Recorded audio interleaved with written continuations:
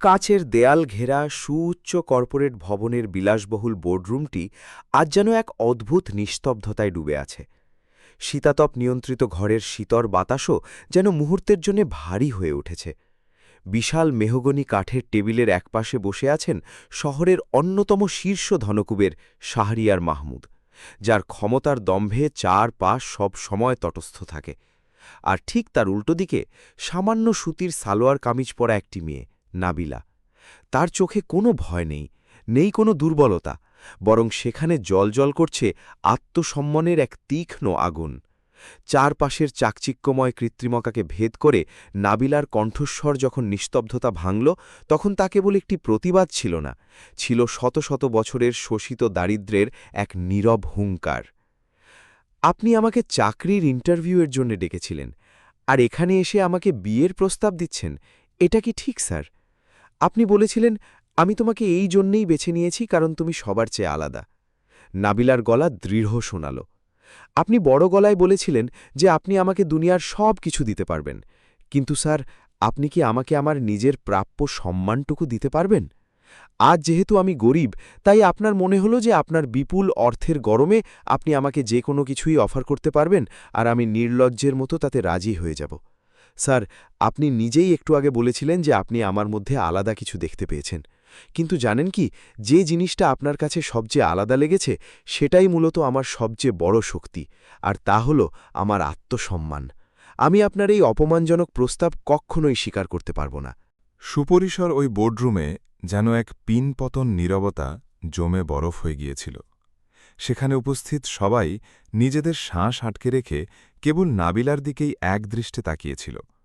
নাবিলার কণ্ঠস্বর এখন আগের চেয়ে আরও ধীর এবং শান্ত হয়ে এসেছিল, কিন্তু সেই শান্ত স্বরের মাঝে এমন এক অদ্ভুত ধার লুকিয়েছিল যা শানিত তলোয়ারের ফলার চেয়েও তীক্ষ্ণ। সে স্থির দৃষ্টে তাকিয়ে বলল, আপনি আমাকে এই বিয়ের এই প্রস্তাবটা শুধু এই জন্যই দিলেন তো কারণ আমি খুব গরিব? নিজের বিবেকের কাছে একবার সত্যি করে বলবেন? এই তীক্ষ্ণ প্রশ্নটা কোনো এক ভারী পাথরের মতো বোর্ডরুমের স্থির বাতাসে ভাসতে লাগল। পুরো ঘরের পরিবেশ মুহূর্তের মধ্যে এতটা ভারী হয়ে উঠল যে সেখানে বসে থাকা অন্য মানুষদের জন্য দম নেওয়াই যেন মুশকিল হয়ে পড়েছিল। উপস্থিত লোকজনেরা আর চোখে এবং ভয়ার্ত দৃষ্টিতে একে অপরের দিকে তাকাচ্ছিল। সবার মনের ভেতরেই এই একই কথা ঘুরপাক খাচ্ছিল, কিন্তু সেটা মুখে উচ্চারণ করার মতো দুঃসাহস আজ কেবল এই সাধারণ মেয়েটির কাছেই ছিল। শাহরিয়ার মাহমুদ, যে মানুষটি এতক্ষণ পর্যন্ত দুনিয়ার সমস্ত কথার তীক্ষ্ণ জবাব নিজের আঙুলের ডগায় সাজিয়ে রাখত, সে আজ তার জীবনের প্রথমবার একেবারে নিশ্চুপ হয়ে বসেছিল। তার দু চোখে এতদিনের সেই চেনা ঔজ্জ্বল্য আর ক্ষমতার দম্ভ পুরোপুরি গায়েব হয়ে গিয়েছিল, যা অগাধ প্রতিপত্তির অহংকার থেকে জন্ম নেয়। নাবিলা কিন্তু একটুও থামল না, সে তার কথাগুলো একই গতিতে চালিয়ে গেল। আজ যদি আমি এই গলির সাধারণ মেয়ে না হয়ে আপনাদের মতো মানুষদের মতোই কোনো চকচকে দামি গাড়ি থেকে নিচে নামতাম, আমার পরনে যদি এই সাধারণ সুতির জামার বদলে কোনো অত্যন্ত দামি রেশমি পোশাক থাকত, আর আমার হাতে থাকা এই সাধারণ প্লাস্টিকের ফাইলটার বদলে কোনো নামিদামি ব্র্যান্ডের ব্যাগ থাকত, তাহলে কি আপনি সাহস করে আমাকে আজ এই একই কথা বলতে পারতেন? নাবিলার বুক চিরে বেরিয়ে আসা এই প্রশ্নটা যেন সোজাসুজি শাহরিয়ারের অহংকারের বর্ম ভেদ করে তার বুকেই বিঁধল। শাহরিয়ারের সেই উদ্ধত চেহারা পুরো দুনিয়ার তাবড় তাবড় মানুষের সামনেও কখনো মাথা নত করতে জানত না, তা আজ এই সাধারণ মেয়েটির সামনে ধীরে ধীরে নিজের সমস্ত দীপ্তি আর তেজ হারাচ্ছিল। শাহরিয়ার কোনো উত্তর দিতে পারল না দেখে নাবিলা নিজেই তার সেই নীরবতার কঠিন জবাবটা দিয়ে দিল। না স্যার, তখন আপনি কখনোই এই সাহস পেতেন না। তখন আপনি আমার কাছে কেবলই আমার যোগ্যতা আর দক্ষতা সম্পর্কে জানতে চাইতেন। আপনি নিয়ম মেনে আমার ইন্টারভিউ নিতেন, আমার অর্জিত করার ডিগ্রিগুলো মনোযোগ দিয়ে দেখতেন, আর আমি যদি সত্যি আপনার কোম্পানির যোগ্য হতাম, তবেই কেবল আমি চাকরিটা পেয়ে যেতাম। আমাদের মাঝের কথাগুলো ঠিক ওখানেই পেশাদারিত্বের সাথেই শেষ হয়ে যেত। বিশাল সেই ঘরে বসে থাকা রথী মহারথী মানুষগুলো এখন ভয়ে আর বিস্ময়ে জোরে শ্বাসও নিতে পারছিল না। নাবিলার কণ্ঠস্বর এবার আগের চেয়ে আরও গভীর, আরও আবেগপূর্ণ আর ভারী হয়ে উঠল। কিন্তু আজ যেহেতু আমি ঢাকার পুরান শহরের এক অত্যন্ত সরু আর ঘিঞ্জি গলি থেকে উঠে এসেছি, যেহেতু আমার পরনের এই জামাটা অনেক পুরনো আর বিবর্ণ, তাই আপনার মনে হলো যে আপনি আপনার সম্পদের জোরে আমাকে যে কোনো কিছুই অফার করবেন, আর আমি কোনো কিছু না ভেবে চিন্তেই একজন অন্ধের মতো আপনার পেছনে পেছনে চলতে শুরু করব। কথাগুলো বলার সময় তার দু চোখ বেয়ে অঝোরে জল গড়িয়ে পড়ছিল, কিন্তু তার মাথা এক মুহূর্তের জন্য অপমানে নত হয়নি। সে কাঁদতে কাঁদতেও নিজের দীর্ঘ গলাকে কোনোভাবেই ভেঙে পড়তে বা কাঁপতে দিল না। মনে রাখবেন স্যার, দারিদ্র্য কোনো মানুষের দুর্বলতা নয়, আর এই দারিদ্র্য কখনো কোনো সৎ মানুষের আত্মসম্মান বোধকেও এক বিন্দু ছোট করতে পারে না। সেই বিলাসবহুল ঘরের এক অন্ধকার কোণে বসে থাকা একজন অত্যন্ত বয়স্ক কর্মচারী, যিনি নিজের জীবনের অর্ধেকটা অমূল্য সময় এই কোম্পানির পেছনেই ব্যয় করেছেন, নাবিলার কথা শুনে তার দুই চোখ জলে ছলছল করে উঠল। নাবিলার বলা প্রতিটি শব্দ যেন তার নিজের জীবনের পুরনো কোনো না বলা ক্ষতে প্রলেপ দিয়ে তাকে নতুন করে জাগিয়ে তুলল। নাবিলা অত্যন্ত নম্রতা, সংযম এবং নিজের প্রতি পূর্ণ সম্মানের সাথে তার হাতের পুরনো ফাইলটি টেবিল থেকে তুলল এবং তা শাহরিয়ারের ঠিক সামনে তার চোখের পরিধিতে রাখল।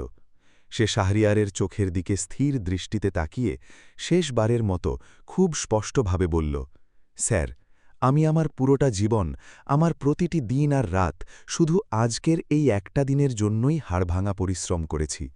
রাস্তার ল্যাম্পপোস্টের মিটমিটে আলোর নিচে বসে রাত জেগে পড়াশোনা করা, দিনের পর দিন স্রেফ খালি পেটে জল খেয়ে রাত কাটানো, আর নিজের সামান্য টিউশনের টাকায় পাড়ার ছোট বাচ্চাদের পড়িয়ে কোনো মতে নিজের পরীক্ষার ফি জমা দেওয়া, এই সব অবর্ণনীয় কষ্ট আমি হাসি মুখে সহ্য করেছি, শুধু এই জন্যই যাতে আমি একদিন নিজের যোগ্যতায় নিজের পায়ে শক্ত হয়ে দাঁড়াতে পারি।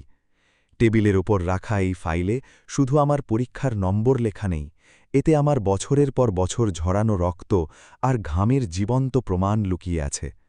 সে একটা দীর্ঘশ্বাস নিল এবং খুব ধীর কিন্তু হতাশ গলায় বলল, কিন্তু অত্যন্ত দুঃখের বিষয় হল স্যার, আপনি আমার এই যোগ্যতার প্রমাণস্বরূপ ফাইলটা একবার নিজের হাতে খুলে দেখলেন না। নাবিলার মুখ থেকে বেরিয়ে আসা ওই শেষ বাক্যটা শাহরিয়ার মাহমুদের অস্তিত্বের ভিত্তিমূলের উপর এমন এক প্রচণ্ড আঘাত এনেছিল, যার গভীর ব্যথা দুনিয়ার কোনো টাকার বান্ডিল বা ব্যাংক ব্যালেন্স দিয়েই বিন্দুমাত্র কমানো সম্ভব ছিল গা। সেই বিশাল ঘরে সোজা হয়ে দাঁড়িয়ে থাকা সাধারণ নাবিলাই আজ যেন পৃথিবীর সবচেয়ে ধনী ব্যক্তি ছিল, আর বিশাল মেহগনি টেবিলের ওপারে বসে থাকা ক্ষমতাবান কোটিপতি শাহরিয়ারকে আজ সবচেয়ে নিচু আর ছোট বলে মনে হচ্ছিল। নাবিলার কণ্ঠস্বরে এখন এমন এক তীব্র অনুরণন আর সত্যের জোর ছিল, যা কঠিন পাথরকেও মুহূর্তে মোম করে গলিয়ে দিতে পারত। সে অত্যন্ত দৃঢ়তার সাথে প্রতিটি শব্দ উচ্চারণ করে বলল, স্যার, আমি আমার জীবনের প্রতিটি কঠিন আর ভয়ানক পরিস্থিতির মোকাবিলা বুক চিতিয়ে করেছি শুধু এই উদ্দেশ্যেই, যাতে একদিন আমি নিজের ক্ষমতায়, নিজের পরিচয়ে সমাজে কিছু একটা হতে পারি। আমি কখনোই কারোর অনুকম্পার ছায়া হয়ে বাঁচতে চাইনি। বিশাল সেই ঘরে তখন নীরবতা এতটা গভীর হয়ে চেপে বসেছিল যে নাবিলার প্রতিটি শ্বাসের শব্দ পর্যন্ত সেখানে উপস্থিত সবার কানে স্পষ্ট শোনা যাচ্ছিল। সে মাত্র এক মুহূর্তের জন্য দম নিতে থামল, তারপর নিজের অসমাপ্ত কথা শেষ করল। আজ যদি আমি সাময়িক লাভের আশায় আপনার এই অপমানজনক চুক্তি মেনে নিই, তাহলে হয়তো আমার ভাঙা ঘরের কাঁচা দেওয়ালগুলো রাতারাতি পাকা হয়ে যাবে, আমার ঘরের চিরস্থায়ী দারিদ্র্য হয়তো চিরতরে মুছে যাবে। কিন্তু ঠিক সেই মুহূর্তেই আমার নিজের যে সত্যিকারের পরিচয়, সেটা চিরকালের জন্য ধূলিসাৎ হয়ে যাবে। সব পেয়েও আমি আমার নিজের চোখেই সবচেয়ে ছোট আর ঘৃণ্য হয়ে যাব। সেখানে উপস্থিত কিছু মানুষ নাবিলার এই অকাট্য যুক্তির সামনে অজান্তেই সম্মতিতে নিজেদের মাথা নাড়ল। নাবিলার বলা প্রতিটি কথা তাদের বুকের ভেতরে বহু বছর ধরে ঘুমিয়ে থাকা মৃত বিবেককে প্রবলভাবে নাড়া দিয়ে জাগিয়ে তুলল। নাবিলা আরও একবার সোজা শাহরিয়ারের মতো হওয়া চোখের দিকে তাকাল। তার কণ্ঠে এখন কোনো ক্ষোভ ছিল না, বরং সেখানে বিরাজ করছিল এক অদ্ভুত প্রশান্তি, ঠিক সেই রকম গভীর শান্তি যা কোনো প্রলয়ঙ্করী তুফান পেরিয়ে যাওয়ার পর প্রকৃতিতে নেমে আসে।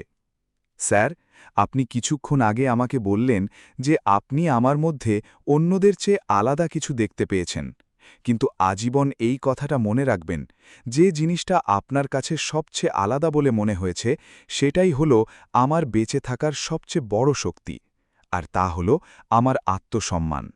নাবিলার উচ্চারিত এই গুটি কয়েক শব্দ যেন শাহরিয়ার মাহমুদের বহু বছর ধরে তিল তিল করে গড়ে ওঠা অহংকারের শেষ দেওয়ালটাকেও চুরমার করে ভেঙে ফেলল। তার উদ্ধত চোখ মাটির দিকে নত হয়ে গেল। যে চেহারায় মাত্র কিছুক্ষণ আগে পর্যন্ত অগাধ ক্ষমতা আর টাকার চরম অহংকার জ্বলজ্বল করছিল, ঠিক সেইখানে এখন এক গভীর চিন্তার ছাপ এবং তার চেয়েও অনেক বেশি গভীর অনুশোচনার কালিমা স্পষ্ট ফুটে উঠছিল। নাবিলা এখানেই থামল না, সে তার আত্মমর্যাদার শেষ আঘাতটি হানল। আমি আমার জীবনে কখনো কোনো মানুষের সামনে হাত পাতিনি স্যার, আমার পরিস্থিতি যতই কঠিন আর খারাপ হোক না কেন।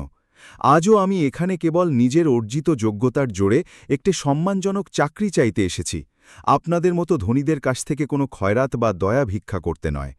তার বলা প্রতিটি কথার মধ্যে এমন এক শান্ত অথচ অদম্য শক্তি লুকিয়েছিল যেন সে নিজের অস্তিত্বের শেষ সাক্ষ্যটুকু সবার সামনে উপস্থাপন করে দিল। আপনি সমাজের চোখে অনেক বড় মাপের একজন মানুষ স্যার, আপনার পায়ের কাছে দুনিয়ার সব রকম সুযোগ সুবিধা আর আরামায়েশ লুটিয়ে পড়ে, কিন্তু জীবনে অন্তত একটা কথা সবসময় মনে রাখবেন, পৃথিবীর সব কিছু শুধু কাঁড়ি কাঁড়ি টাকা দিয়ে কেনা যায় না, আর মানুষের সম্মান হল সেই অমূল্য জিনিসগুলোর মধ্যে একেবারে প্রথম এবং প্রধান জিনিস। এতক্ষণে পুরো ঘরের দৃশ্যপট যেন জাদুর মতো বদলে গিয়েছিল। যে মানুষগুলো মাত্র কিছুক্ষণ আগেও নাবিলার সাধারণ পোশাক আর সরলতা নিয়ে মনে মনে হাসাহাসি করছিল বা মজা উড়াচ্ছিল, তাদের সবার চোখে এখন নাবিলার প্রতি এক অসীম আর অকৃত্রিম সম্মান খেলা করছিল। তারা সবাই মনে মনে এই সাধারণ মেয়েটির অসামান্য সাহস আর আত্মবিশ্বাসকে স্যালিউট জানাচ্ছিল। অন্যদিকে শাহরিয়ার মাহমুদ এখন পুরোপুরি নিশ্চুপ, যেন তার মুখে কেউ তালা লাগিয়ে দিয়েছে। তার জীবনে এই প্রথমবার তার চেহারায় এমন এক তীব্র অনুশোচনা আর লজ্জার ছাপ দেখা গেল, যা সাধারণত সমাজের এত উঁচু পদে বসা ক্ষমতাবান মানুষেরা কখনো অনুভব করে না। নাবিলা শান্ত হাতে টেবিল থেকে নিজের দরকারি ফাইলটা তুলে নিল। সে শেষবারের মতো শাহরিয়ারের দিকে তাকাল আর একদম সোজা সাপটা নিরাবেগ সুরে বলল, যদি আপনার মনে আমার অর্জন করা যোগ্যতা এবং আমার এত বছরের কঠোর পরিশ্রমের ওপর বিন্দুমাত্র ভরসা থাকে, তবেই কেবল আপনি আমাকে আমার প্রাপ্য চাকরিটি দিন। আর যদি সেই ভরসা না থাকে, তাহলে আমি এই মুহূর্তেই এখান থেকে চলে যাচ্ছি। আমি চাকরি খোঁজার জন্য অন্য কোনো দরজায় গিয়ে করা নাড়ব, কিন্তু যে পথেই আমি চলি না কেন, আমি চলব কেবল আমার নিজের তৈরি করা শর্তেই। এই অকাট্য কথাটা বলে সে সোজা হয়ে নিজের চেয়ার থেকে উঠে দাঁড়াল। পুরো ঘরে তখন এক শ্মশানের মতো নীরবতা ছেয়ে রইল। অবাক বিস্ময়ে কেউ নিজের জায়গা থেকে 1 ইঞ্চিও নড়ল না। শাহরিয়ার মাহমুদ, সেই দাপুটে ব্যক্তি যার হাতের সামান্য এক ইশারায় কোম্পানির বড় বড় সব সিদ্ধান্ত নিমেষে নেওয়া হয়ে যেত, সে আজ তার জীবনে প্রথমবার নিজের তৈরি করা ক্ষমতার কাছেই চরমভাবে হেরে যাচ্ছিল এবং নিজের ভেতরের বিবেকের সাথে এক ভয়ঙ্কর যুদ্ধ করছিল। কিন্তু স্যার, যদি আপনার মনে এই ধারণা থেকে থাকে যে আমি শুধু পথ থেকে তুলে আনা এক অসহায় গরিব মেয়ে, যাকে আপনি খুব সহজেই নিজের সম্পদের আর ক্ষমতার জোরে কিনে আপনার বিলাসবহুল জীবনের একটি অংশ বানাতে পারবেন, তাহলে আমি অত্যন্ত বিনীতভাবে আপনার কাছে ক্ষমা চাইছি। নাবিলা নিজের স্বপ্নের ফাইলটা সযত্নে নিজের বুকে চেপে ধরল, বুক ভরে একটা দীর্ঘশ্বাস নিল এবং একদম স্পষ্ট ও জোরালো গলায় ঘোষণা করল, আমি কোনো অবস্থাতেই আপনার এই নিচু প্রস্তাব মেনে নিতে পারব না। এই চূড়ান্ত কথাটা বলে সে পেছন ঘুরে দাঁড়াল। তার পা ধীরে ধীরে বোর্ডরুমের বিশাল দরজার দিকে এগোতে লাগল। তার সেই হেঁটে যাওয়ার পায়ের শব্দে কোনো হেরে যাওয়ার গ্লানি ছিল না, বরং তাতে মিশেছিল সমস্ত বাধা জয় করা একজন সত্যিকারের বিজয়ীর দৃপ্ত অহংকার। আর ঠিক তখনই সেই নীরবতা ভেঙে পেছন থেকে একটা হাততালির শব্দ স্পষ্টভাবে শোনা গেল। নাবিলার এগোতে থাকা পা হঠাৎ করেই থমকে গেল। প্রথমে মাত্র একটা হাততালি, তারপর একে একে দ্বিতীয়টি আর তারপর তৃতীয়টি। নাবিলা অবাক হয়ে পেছন ঘুরে তাকাল। সে দেখল ঘরের এক কোণে বসে থাকা সেই বয়স্ক কর্মচারীটি নিজের চেয়ার ছেড়ে উঠে দাঁড়িয়েছেন।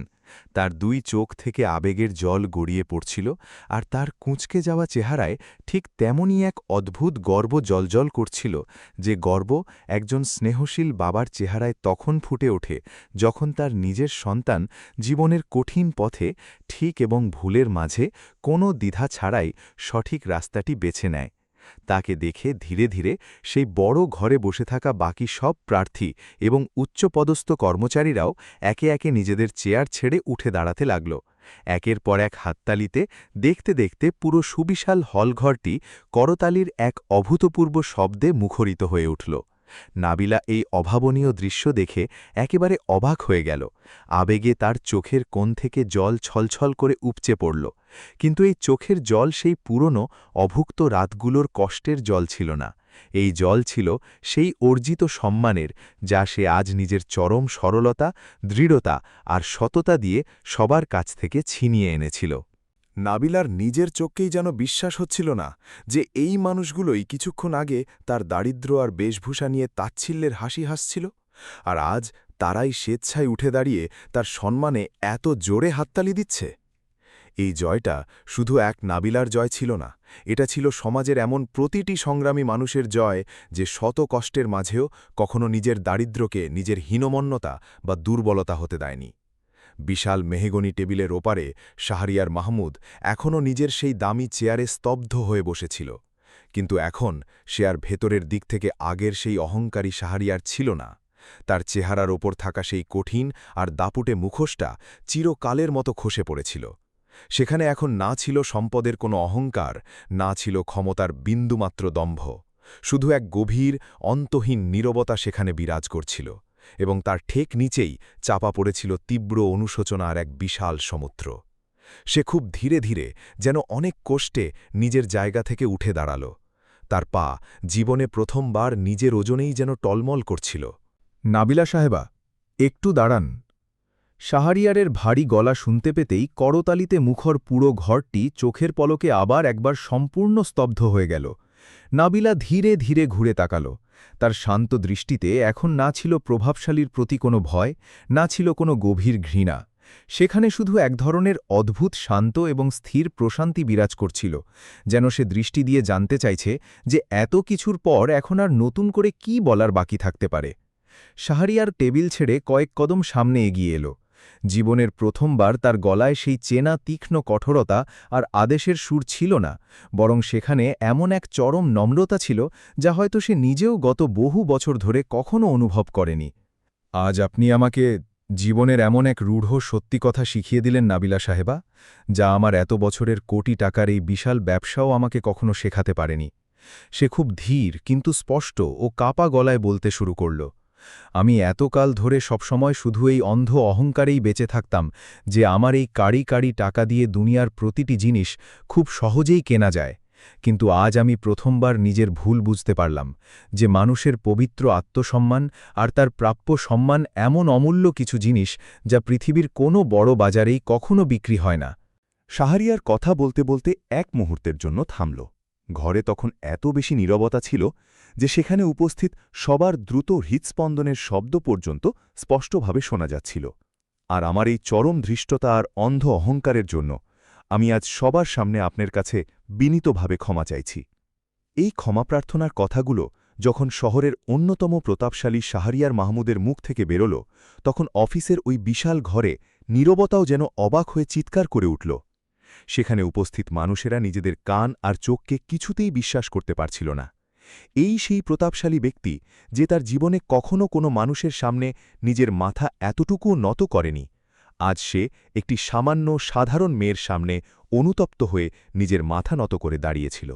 নাবিলার চোখ থেকে তখনও জল গড়িয়ে পড়ছিল, কিন্তু এবারের সেই জলে আগের সেই অপমানের পুরনো জ্বালা বা ক্ষোভ ছিল না।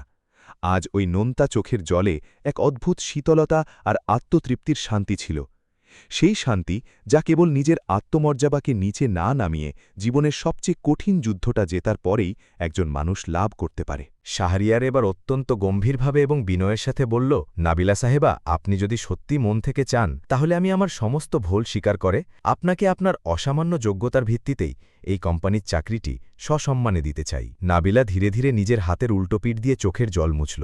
শাহরিয়ারের অবনত চোখে লুকিয়ে থাকা সত্যিকার অনুশোচনা আর সত্যিটাকে গভীরভাবে পড়ল, এবং তারপর সামান্য হেসে নিজের মাথা নেড়ে এই প্রস্তাবে হ্যাঁ সূচক সম্মতি জানাল। পুরো বোর্ডরুম আরও একবার প্রচণ্ড করতালির শব্দে ফেটে পড়ল। যেন সবাই মিলে নাবিলার এই চূড়ান্ত জয়ের এক বিশাল উৎসব উদযাপন করছে। কিন্তু এই অসাধারণ গল্পটি এখানেই তার সমাপ্তি টানেনি। এটা তো ছিল কেবল এক নতুন সুন্দর গল্পের শুরু।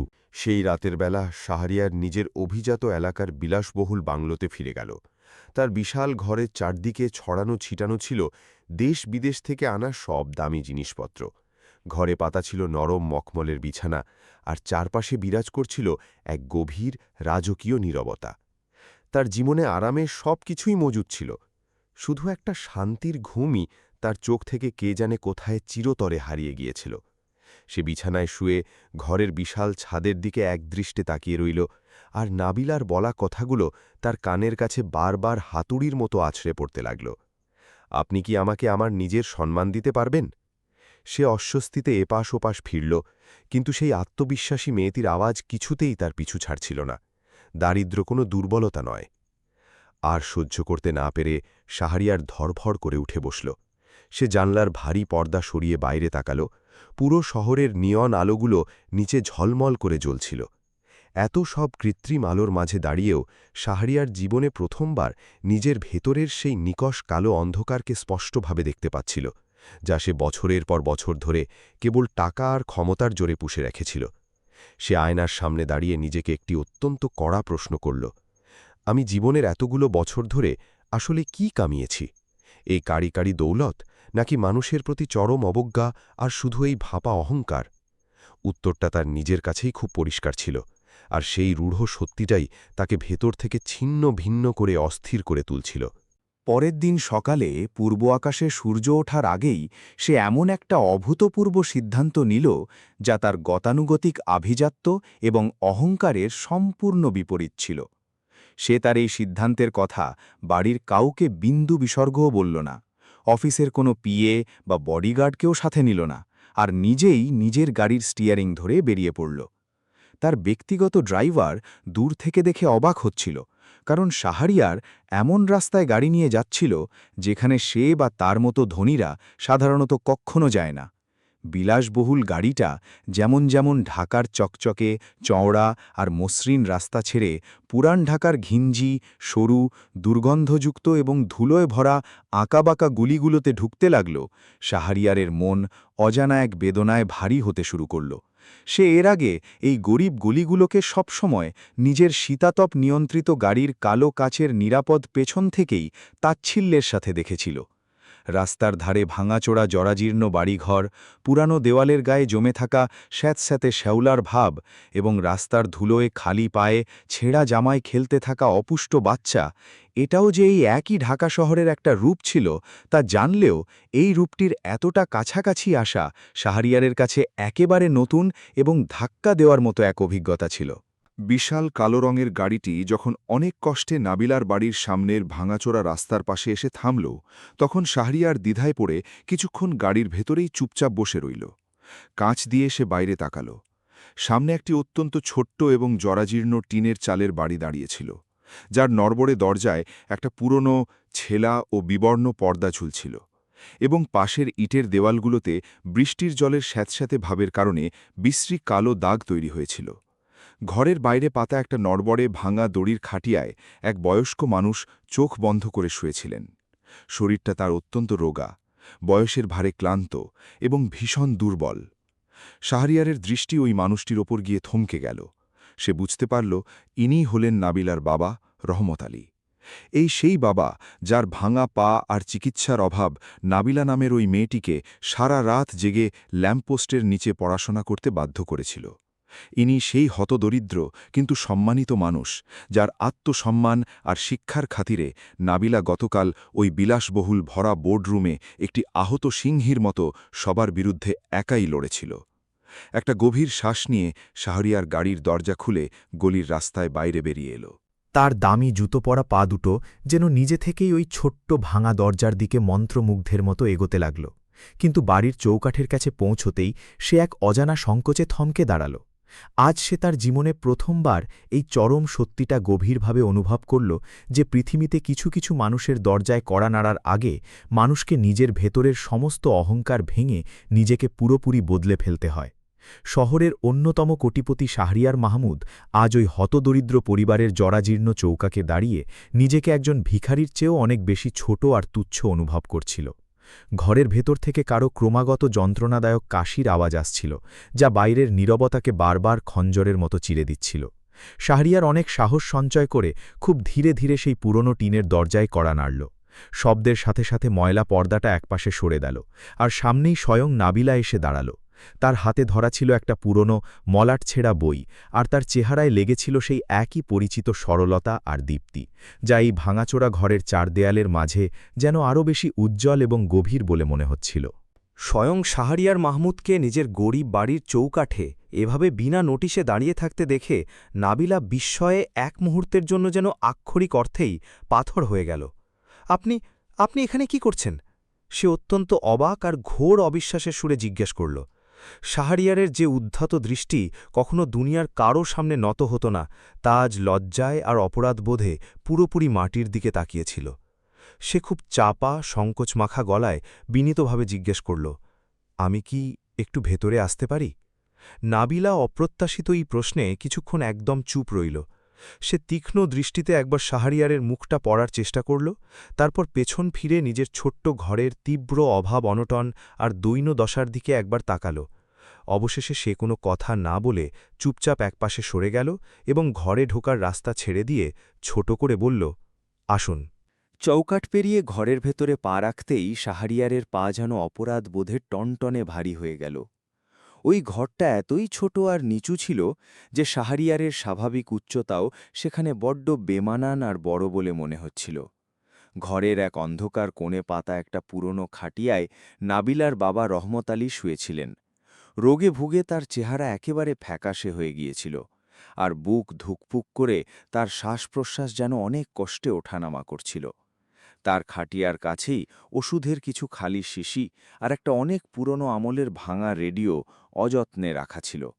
ঘরের কাঁচা দেওয়ালে একটা পুরনো অস্পষ্ট ছবি ঝোলানো ছিল। হয়তো সেই ছবিটি ওই সোনালি দিনগুলোর, যখন রহমত আলীর পায়ে হাঁটার জোর ছিল আর তাদের ছোট্ট জীবনে কিছুটা স্বস্তি ছিল। মাটির চুলার কাছে বসে থাকা নাবিলার মা সালমা ঘরের দরজায় অচেনা কোনো মানুষের বিশাল ছায়া দেখতে পেয়ে ঘাড় ঘুরিয়ে জিজ্ঞেস করলেন, মারে, এত সকালে আমাদের গরিবের ঘরে কে এসেছে রে? নাবিলা খুব ধীরে ধীরে শান্ত গলায় মাকে জবাব দিল, মা, ইনি হলেন আমার নতুন অফিসের মালিক, শাহরিয়ার স্যার। অফিসের মালিক কথাটি কানে যেতেই সালমা বেগম ভীষণ ঘাবড়ে গিয়ে ত্রস্ত পায়ে উঠে দাঁড়ালেন। এত বড় একজন মানুষ তাদের ঘরে, একথা ভেবে তার চেহারায় একই সাথে চরম নার্ভাসনেস এবং অতিথি আপ্যায়নের এক সহজাত আন্তরিক ভাব ফুটে উঠল। তিনি ভীষণ লজ্জায় তাড়াতাড়ি নিজের ছেঁড়া তালি দেওয়া শাড়ির আঁচলটা সামলে নিয়ে কাঁচুমাচু হয়ে বললেন, আরে আসুন সাহেব, আসুন, ভেতরে এসে বসুন। আমাদের মাফ করবেন সাহেব, আমাদের এই ঘর বড্ড ছোট আর গরিবের, এখানে আপনার মতো বড় মানুষের বসতে খুব কষ্ট হবে। একথা শুনে শাহরিয়ার আর এক মুহূর্তও দেরি না করে সঙ্গে সঙ্গে নিজের দুহাত জোড় করে ফেলল। তার চেহারায় গতকালের মতো সেই কর্পোরেট দাপটের লেশমাত্রও ছিল না। না না মা, আপনি দয়া করে বসুন, আমি কোনো আনুষ্ঠানিকতা করতে আসিনি, আমি শুধু আপনাদের সাথে একটু দেখা করতে এসেছি। তার গলায় আজ অন্যকে শাসন করার বা প্রভাব খাটানোর কোনো ভঙ্গি ছিল না, বরং সেখানে বিরাজ করছিল এক অদ্ভুত অপরাধবোধ, সংকোচ এবং গভীর লজ্জাবোধ। সে খুব ধীরে ধীরে এগিয়ে সেই নড়বড়ে খাটিয়ার কাছে গেল এবং অসুস্থ রহমত আলীকে মন দিয়ে দেখল। অর্থের অভাবে একজন বাবার এই চরম অসহায়তা এবং শারীরিক দুর্বলতা কাছ থেকে দেখে শাহরিয়ারের ভেতরের পাথর সমান অহংকারটা যেন কাঁচের মতো টুকরো টুকরো হয়ে ভেঙে গেল। এটা এমন এক তীব্র অনুভূতি ছিল যা বড় বড় প্রাসাদে থাকা মানুষেরা জীবনে সচরাচর অনুভব করার সুযোগ পায় না, কিন্তু যখন সেই বোধ একবার জাগ্রত হয় তখন মানুষের আত্মা পর্যন্ত অনুশোচনায় কেঁপে ওঠে। ছোট ওই ঘরটায় বেশ কিছুক্ষণ এক ভারী এবং অস্বস্তিকর নীরবতা ছেয়ে রইল। তারপর শাহরিয়ার ঘাড় ঘুরিয়ে নাবিলার দিকে তাকাল এবং কোনো ভনিতা না করে একদম সোজাসাপটা কথায় বলল, গতকাল আপনাদের অফিসে আমি অহংকারের বশবর্তী হয়ে যা কিছু জঘন্য কথা বলেছি, তা আমার জীবনের সবচেয়ে বড় এবং ভয়ানক ভুল ছিল। আমি আজ এখানে এত সকালে শুধু আপনার কাছে আমার সেই জঘন্য অপরাধের ক্ষমা চাইতে এসেছি। নাবিলা কোনো উত্তর না দিয়ে সম্পূর্ণ চুপ রইল। তার স্থির চোখ শাহরিয়ারের মুখের উপর নিবদ্ধ ছিল সেই দৃষ্টিতে আজ না ছিল কোনো তীব্র ঘৃণা, না ছিল কোনো বিশেষ কোমলতা বা আবেগ। সে শুধু অবাক হয়ে এমন একজন পরিবর্তিত মানুষকে দেখছিল, যে মানুষটি গতকাল সকাল পর্যন্ত নিজেকে দুনিয়ার ঈশ্বর বলে মনে করত। শাহরিয়ার নিজের অসমাপ্ত কথা আবার চালিয়ে গেল। আপনাকে যদি সত্যি কথাটা বলি, আমি জীবনে কখনোই দারিদ্র্যকে বা গরিব মানুষের কষ্টকে বুঝতে পারিনি। আমি আজীবন এগুলোকে কেবল দূর থেকে আমার আরামদায়ক জীবনের জানালা দিয়ে তাচ্ছিল্যের সাথে দেখেছি। কিন্তু কাল আপনি আমাকে জীবনের প্রথমবার খুব কঠিনভাবে অনুভব করিয়েছেন যে একজন মানুষের আসল শক্তিটা আসলে কোথায় লুকিয়ে থাকে। আর আজ এই ঘরে এসে আমি খুব স্পষ্টভাবে বুঝতে পারছি যে মানুষের সেই আসল শক্তি কখনো তার ব্যাংকের ব্যালেন্সে বা টাকার অঙ্কে থাকে না, তা থাকে কেবল মানুষের উন্নত চরিত্রে আর তার নীতিতে। নাবিলার মা সালমা বেগম সম্পূর্ণ চুপচাপ ঘরের এক অন্ধকার কোণে দাঁড়িয়ে অবাক হয়ে এই বড় মানুষটির মুখে এসব অভাবনীয় কথা শুনছিলেন। আবেগে তার চোখের কোণ ততক্ষণে ভিজে উঠেছিল। শাহরিয়ার বুক ভরে একটা গভীর দীর্ঘশ্বাস নিল এবং নাবিলার দিকে পুরোপুরি ফিরে আন্তরিকতার সাথে বলল, যদি আপনি আপনার বিশাল হৃদয় দিয়ে আমার এই অপরাধকে সত্যিই ক্ষমা করতে পারেন, তাহলে আমি মন থেকে চাই আপনি কাল সকাল থেকেই আমার অফিসে কাজে যোগ দিন। কোনো দয়ায় নয়, সম্পূর্ণ আপনার নিজের যোগ্যতার জোরে এবং আপনার নিজের ঠিক করে দেওয়া শর্তে। আর আমাকে এইটুকু বিশ্বাস করুন, আজকের এই দিনের পর অন্য কোনো অপমানজনক শর্ত জীবনে কখনোই আর আপনার সামনে মাথা তুলে দাঁড়াবে না। কথাগুলো বলার পর ঘরে আবার এক অদ্ভুত প্রশান্ত নীরবতা ছেয়ে গেল। শুধু বাইরের সরু গলি থেকে কোনো ছোট বাচ্চার কান্নার বা খেলার আওয়াজ ভেসে আসছিল, আর মাটির চুলায় বসানো কেটলিতে রাখা চা টকবক করে ফুটতে শুরু করেছিল। নাবিলা চুপ থেকে এক মুহূর্তের জন্য তার অসুস্থ বাবার দিকে তাকাল। তারপর তার মায়ের বলিরেখা পড়া ক্লান্ত মুখের দিকে চোখ বোলাল এবং সবশেষে সে সোজা শাহরিয়ারের চোখের দিকে স্থির দৃষ্টিতে তাকাল, যেখানে আজ সেই পুরনো অহংকারের জায়গায় এক সত্যিকারের এবং খাঁটি অনুশোচনা জলজল করছিল। কেবলমাত্র আপনার যোগ্যতার ভিত্তিতেই নাবিলা সাহেবা, অন্য কোনো দয়ার কারণে নয়। শাহরিয়ারের ভারী গলায় এবার কোনো প্রকার কৃত্রিমতা ছিল না, কোনো লুকানো অহংকার ছিল না। তার চোখে এখন কেবল সেই স্পষ্ট আর খাঁটি সত্যিটা ফুটে উঠছিল, যা একজন দাম্ভিক মানুষ সাধারণত ঠিক তখনই দেখতে পায় যখন সে নিজের বিবেকের কাছে নিজের হার মেনে নেয়। নাবিলা আরও কয়েক মুহূর্ত একেবারেই চুপ করে সবকিছু ভাবল। সে আরও একবার আঁর চোখে তার বাবার দিকে তাকাল। তিনি পুরনো খাটিয়ায় শুয়েছিলেন ঠিকই, শরীরটাও তার বড্ড দুর্বল ছিল, কিন্তু তার সেই ঘোলাটে চোখে আজ এক নতুন এবং উজ্জ্বল আশার দীপ্তি খেলা করছিল। তারপর সে নিজের মায়ের দিকে তাকাল, যার হাতের রুক্ষ চামড়ার গভীর ফাটলগুলো তার বছরের পর বছর ধরে করা সংসারের কঠোর পরিশ্রমের নীরব সাক্ষ্য দিচ্ছিল। নাবিলা একটা গভীর শ্বাস নিয়ে নিজের মন স্থির করল এবং অত্যন্ত গাম্ভীর্যের সাথে বলল, আমি আপনাদের কোম্পানিতে চাকরি করব, কিন্তু আমার একটাই কঠিন শর্ত আছে। শাহরিয়ার এক মুহূর্ত দেরি না করে ব্যাকুল হয়ে বলল, আপনার বলা প্রতিটি শর্তই আমার অক্ষরে অক্ষরে মঞ্জুর। আমার যেন কখনো আমার জীবনের চলার পথের কোনো বাঁকেই এটা ভুলেও মনে না হয় যে আমি ওই অফিসে আমার যোগ্যতার বদলে কেবল কারো দয়া বা করুণার কারণে টিকে আছি। নাবিলার বলা এই কথাগুলোর মাঝে সেই তার পুরনো অনুরণন এবং অটল আত্মসম্মানের সুর মিশেছিল।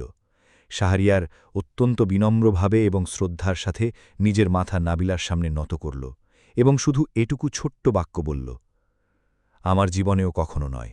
ঠিক সেই অভাবনীয় দিনের পর থেকে নাবিলার সংগ্রামী জীবনে এক নতুন এবং ঝলমলে সকালের সূর্য উদিত হল। অফিসে যোগদানের প্রথম দিন যখন সে আত্মবিশ্বাসের সাথে সেখানে পা রাখল, তখন সেই একই মানুষগুলো যারা একসময় তার সাধারণ পোশাক আর দারিদ্র্য নিয়ে বোর্ডরুমে বসে নিষ্ঠুরভাবে হেসেছিল, আজ তারা স্বেচ্ছায় নিজেদের চেয়ার ছেড়ে উঠে দাঁড়িয়ে তাকে মাথা ঝুঁকিয়ে সম্মান জানাচ্ছিল।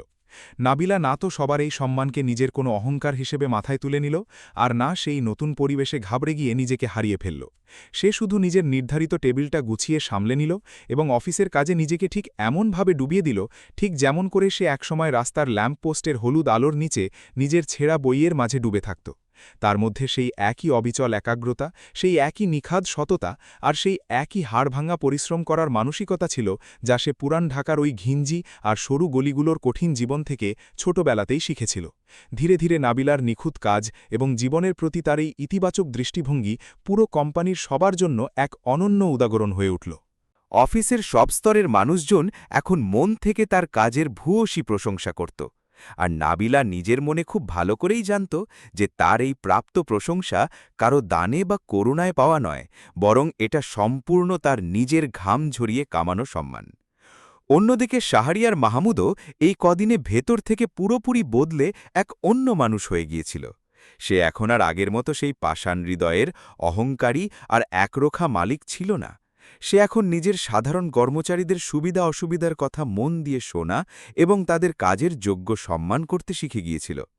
পুরো অফিসের কাজের পরিবেশটাই যেন এক জাদিমন্ত্রে বদলে গিয়েছিল, আর সেখানকার সবাই মনে মনে জানত যে পরিবর্তনের এই স্নিগ্ধ আর ঠান্ডা হাওয়াটা আসলে ওই সরু গলির এক সাধারণ মেয়ের অটল আত্মসম্মান থেকেই জন্ম নিয়েছিল।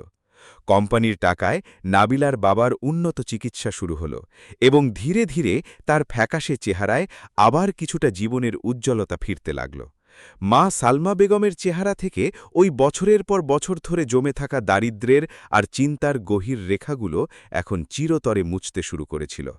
তার চেহারায় এখন কেবলই সেই স্বস্তির শান্তি বিরাজ করছিল, যার জন্য নাবিলা তার নিজের পুরো উঠতি যৌবনটাকে অভাবের সাথে এক কঠিন সংগ্রামে সঁপে দিয়েছিল। এভাবেই দেখতে দেখতে বেশ কয়েকটা মাস পেরিয়ে গেল এবং তাদের কোম্পানি ব্যবসায় এক অনেক বড় এবং ঐতিহাসিক সাফল্য অর্জন করল। এই সাফল্য উদযাপন করতে অফিসে একটা ছোটখাটো কিন্তু সুন্দর অনুষ্ঠানের আয়োজন করা হয়েছিল, যেখানে কোম্পানির ছোট বড় সব কর্মচারী একত্রিত হয়েছিল।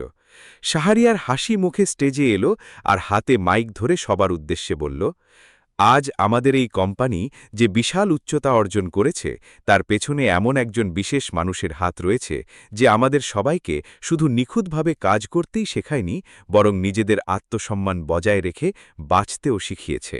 কথাটি শোনার পর উৎসুক সবার চোখ চারিদিকে সেই মানুষটিকে খুঁজতে লাগল।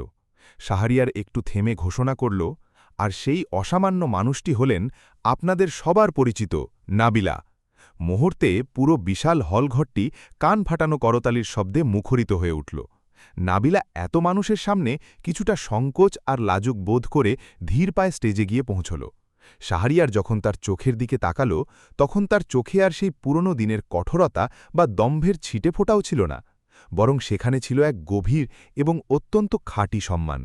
সে নাবিলার দিকে সম্মানের সাথে মাইকটা বাড়িয়ে দিল এবং হাসতে হাসতে সবার সামনে স্বীকার করে বলল, এই কোম্পানির সবসময় এমন একজন যোগ্য আর সৎ মানুষের খোঁজ ছিল, আর সেদিন আপনি নিজেই হেঁটে আমাদের কাছে এসেছিলেন। ব্যাস, আমার অন্ধত্বের কারণে সেই সময় আমি আপনাকে চিনতে পারিনি। নাবিহা কাঁপা হাতে মাইকটা ধরল। এক মুহূর্তের জন্য সে নিজের দুচোখ বন্ধ করে নিল। তার মনের পর্দায় ওই পুরান ঢাকার সরু গলির সমস্ত অভাবের আর অস্পষ্ট স্মৃতিগুলো তরতাজা হয়ে ভেসে উঠল। ওই রাস্তার ল্যাম্প পোস্টের মিটমিটে হলুদ আলো, মায়ের কাজ করতে করতে ফেটে যাওয়া রুক্ষ হাত, বাবার সেই অসহায় হয়ে পড়ে থাকা ভাঙা খাটিয়া, আর ওই সমস্ত যন্ত্রণাদায়ক ক্ষুধার্ত রাত, যখন সে চরম কষ্টে নিজেকে ভেঙে পড়ার হাত থেকে কোনো মতে বাঁচিয়ে রেখেছিল, আর নিজের কাছে নিজে একটা প্রতিজ্ঞা করেছিল, একদিন সব ঠিক হয়ে যাবে। আজ যেন সত্যিই তার সেই প্রতিজ্ঞা অক্ষরে অক্ষরে পূরণ হয়ে গিয়েছিল। সে নিজের চোখ খুলল এবং চেহারায় এক অত্যন্ত সাধারণ অথচ তৃপ্তির হাসি নিয়ে বলল, আপনারা আমাকে যতটুকু সম্মান দিচ্ছেন, আমি আসলে তেমন বিশেষ কিছুই করিনি। আমি শুধু জীবনে সেটাই করেছি যা আমার মা আমাকে ছোটবেলায় অভাবের সংসারে শিখিয়েছিলেন। জীবনের কোনো অবস্থাতেই নিজের সম্মানের সাথে কখনো কোনো আপোষ বা চুক্তি করো না, তার সামনের প্রলোভনের মূল্যটা যত বড়ই হোক না কেন। হলঘরটি তার কথা শুনে আরও একবার বিপুল করতালির শব্দে ফেটে পড়ল। কিন্তু এই হাততালি শুধু একা নাবিলার জন্য ছিল না, বরং সেই প্রতিটি সংগ্রামী মানুষের জন্য ছিল, যে আজও কোনো অন্ধকার সরু গলিতে বসে নিজের চোখে বড় বড় স্বপ্ন লালন করার সাহস রাখে এবং চরম দারিদ্র্যের সামনেও মাথা নত করে হাঁটু গাড়তে দৃঢ়ভাবে অস্বীকার করে। জীবনের আসল সত্যিটা হলো এই, যে দারিদ্র্য কখনো কোনো মানুষের দুর্বলতা হতে পারে না। এটা তো আসলে সেই জ্বলন্ত ছুল্লি, যার আগুনে পুড়ে একজন সাধারণ মানুষও খাঁটি সোনার মতো মহামূল্যবান হয়ে ওঠে। হাততালি থামার পর শাহরিয়া আবার মাইকটা নিজের হাতে ধরল। সে আরও একবার নাবিলার দিকে গভীরভাবে তাকাল, আর এবার তার চোখে না ছিল সেই পুরনো টাকার অহংকার, না ছিল সেই রুক্ষ কঠোরতা যা একসময় তার একমাত্র পরিচয় ছিল। সেখানে আজ কেবলই অসীম সম্মান বিরাজ করছিল, আর এমন এক ধ্রুব সত্যি লুকিয়েছিল যা সরাসরি তার আত্মা থেকে বেরিয়ে আসছিল। সে অত্যন্ত ধীর এবং আবেগপূর্ণ গলায় বলল, নাবিলা সাহেবা, আজ আমি সবার সামনে আপনাকে আরও একবার কিছু একটা বলতে চাই, কিন্তু এবার আমার কথায় কোনো দাপট নেই, কোনো শর্ত নেই, কোনো অহংকার নেই। আমি শুধু একজন সাধারণ মানুষের জায়গা থেকে আপনাকে এই কথাটা বলতে চাই।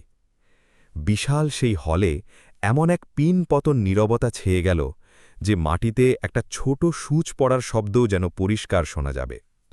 উপস্থিত সবাই নিজেদের শ্বাস আটকে রেখে কেবল শাহরিয়ারের কথা শোনার অপেক্ষায় ছিল।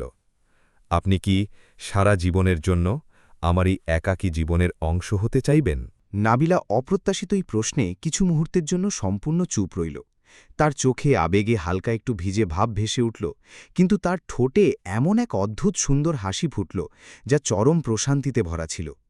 এটা ঠিক সেই একই প্রশ্ন ছিল যা বেশ কয়েক মাস আগে ওই ইন্টারভিউ রুমের বন্ধ দেওয়ালের মাঝে তাকে অত্যন্ত অপমানজনকভাবে জিজ্ঞেস করা হয়েছিল। কিন্তু আজ এত মানুষের সামনে এই একই প্রশ্নের অন্তর্নিহিত মর্ম পুরোপুরি বদলে গিয়েছিল। আজ এতে ক্ষমতার কোনো বাধ্যবাধকতা ছিল না, কোনো টাকার লোভ বা অহংকার ছিল না। আজ এতে মিশেছিল কেবল এক মানুষের অন্য এক মানুষের প্রতি অসীম এবং খাঁটি সম্মান।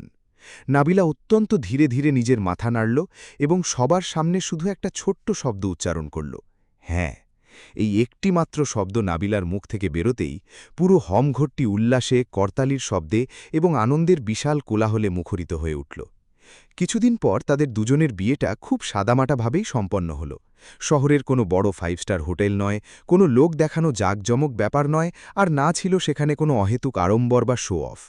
তাদের বিয়েটা হলো ঠিক সেই পুরান ঢাকার ছোট সরু গলির পুরানো বাড়িটার ছোট্ট উঠোনেই, যেখানে নাবিলার মা সালমা বেগম নিজের হাতে আনন্দ করে রান্নাবান্না করলেন, আর নাবিলার বাবা রহমত আলী মাসের পর মাস পেরিয়ে যাওয়ার পর জীবনের প্রথমবার নিজের সেই পুরানো খাটিয়া ছেড়ে আপনজনদের মাঝে হাসি মুখে উঠে বসলেন। সেদিন তার চোখে প্রাপ্তি এবং সন্তুষ্টির যে এক আপর্থিব দীপ্তি ছিল, তা দুনিয়ার কোনো সম্পদ বা হিরে জহরাত দিয়েই কখনো কেনা যেত না।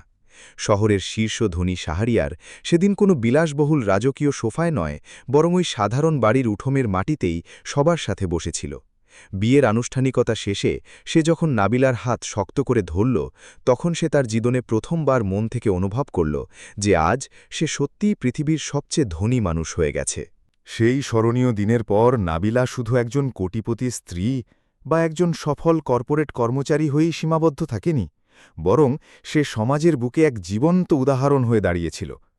সে সেই সমস্ত পিছিয়ে পড়া মেয়েদের জন্য এক বিশাল আশা হয়ে উঠল, যারা আজও কোনো অন্ধকার গলির ভাঙা ঘরে বসে বড় কিছু হওয়ার স্বপ্ন দেখে।